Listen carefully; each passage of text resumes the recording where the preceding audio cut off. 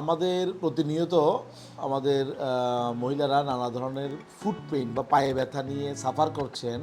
বেশিরভাগ ক্ষেত্রে এগুলো আসলে সঠিকভাবে ডায়াগনোসিস হয় না। এগুলো ডায়াগনোসিসের জন্য অত্যন্ত কার্যকরী টুল হলো আলট্রাসোনোগ্রাফি মেশিন।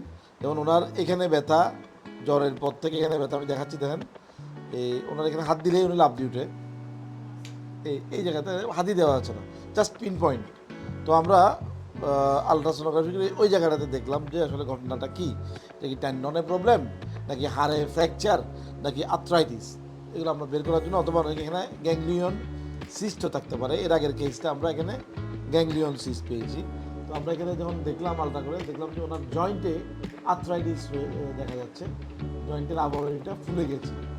তো জয়েন্টের আর্থ্রাইটিস যদি হয়ে থাকে, এখানে আমরা দেখতে পাচ্ছি জয়েন্ট আর্থ্রাইটিস, জয়েন্টে দেখা যায় একটু এই জায়গাটা আর্থ্রাইটিস, ওকে, এটা জয়েন্ট।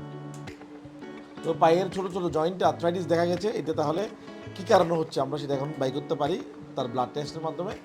এটা কমনলি যেটা হয়ে থাকে, একটা হলো অ্যাঙ্কাইলোজিং স্পন্ডিলাইটিস নামক একটা রোগের অংশ হিসেবে এখানে ব্যথা হতে পারে। আরেকটা হতে পারে আপনার গাউট বা ইউরিক অ্যাসিড প্রবলেমের কারণে এখানে ব্যথা হতে পারে। তবে মহিলাদের ক্ষেত্রে ইউরিক অ্যাসিডটা আনকমন, এই ধরনের কম বয়সী মহিলাদের ক্ষেত্রে আনকমন।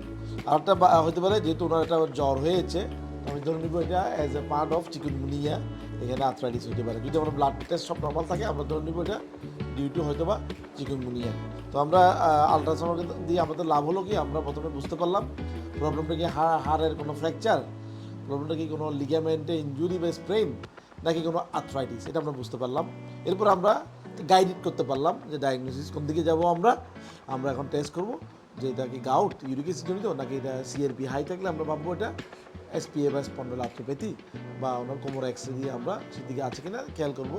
আর সব কিছু নর্মাল থাকলে আমরা ধরে নিব ওনার যেহেতু ফিভার ছিল চিকুনগুনিয়া আর্থ্রাইটিস। তাহলে আমাদের ডায়াগনোসিসে আমাদের এই আলট্রাসোনোগ্রাফি অনেক বেশি হেল্প করছে বাত ব্যথার ডায়াগনোসিসে।